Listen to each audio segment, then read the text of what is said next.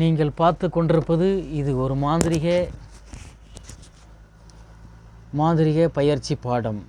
மாந்திரிகம் கற்றுக்கொள்ள விரும்புபவர்கள் நீங்கள் நேரிலே முறைப்படி கற்றுக்கொள்ளலாம். இது வாட எச்சினி.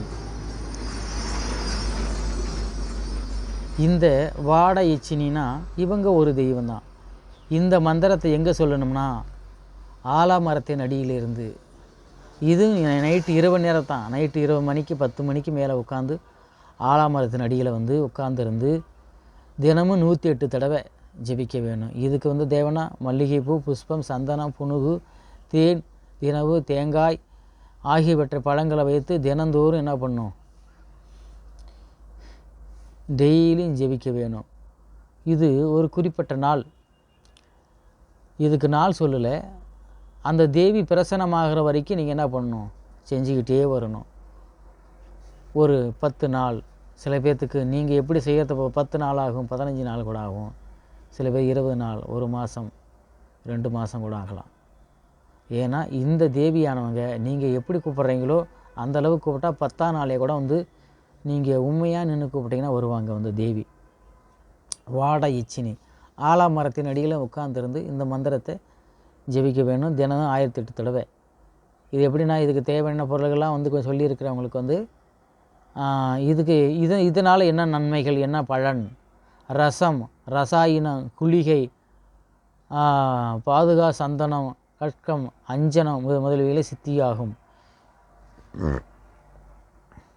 இது அஞ்சனம் பார்க்குறதுக்கு பெரிய உதவும். இந்த தேவியை சித்தி பண்ணி வச்சுக்கிட்டிங்கன்னா சில பேர்லாம் வெத்திலையில் மை போட்டு பார்ப்பான்னு சொல்லுவாங்க. இதுக்குள்ளதான மையை பற்றி நீங்கள் தேவைப்பட்டால் இதுக்குள்ள வகையான ஒரு மை இருக்குது. அது தேவைப்படுறவங்க நீங்கள் இந்த மந்திரத்தையும் இந்த வாடை இச்சினைக்கும் இதுக்கு உள்ளதான ஒரு மந்திரங்களும் இருக்குது, இது மையும் இருக்குது.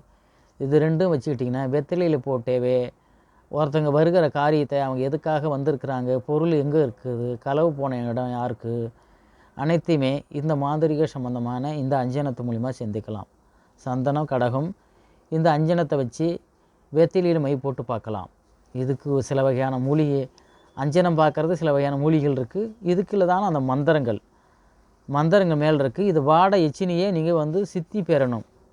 சித்தி பெறணும்னா எப்படி, திடீர்னு ஒரு 2 நாளைக்கு ஜெபம் பண்ணிட்டா வந்துடுவாங்களா? கிடையாது. முறைப்படி தவம் இருக்கணும். சித்தர்கள் எப்படி இருந்தாங்க, வானம் மேலே தனியாக காட்டில் உட்காந்து அவங்க என்ன பண்ணாங்க, அந்த தெய்வத்தை தனிமையான முறையில் உட்காந்து அவங்க சித்தி பெற்றாங்க. அவங்க வர்ற வரைக்கும் நம்ம காத்திருந்து பொறுமையாக அவங்ககிட்ட நம்ம ஆசீர்வாதத்தை வாங்கணும்.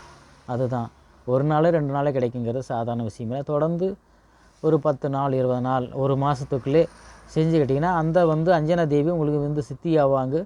அப்புறம் அஞ்சன மையை வச்சுக்கிட்டு நீங்கள் குறிப்பாக்கலாம். சகலத்தையும் இது மூலியமாக ஒரு தொழில். இப்போ ஒவ்வொருத்தங்களும் ஒரு தொழில்னால் அவங்களுக்கு தொழில் தான். மாந்திரிக சம்பந்தம் ஒரு மக்களுக்கு ஒரு நன்மை செய்கிற மாதிரி உங்களுக்கும் ஒரு வருமானத்தை வந்த மாதிரி தான் இது. இதை முறைப்படி தேவைப்பட கற்றுக்கொள்கிறவங்க என்னுடைய வாட்ஸ்அப் நம்பரை கொடுக்குறேன், பார்த்து பயனடையுங்கள்.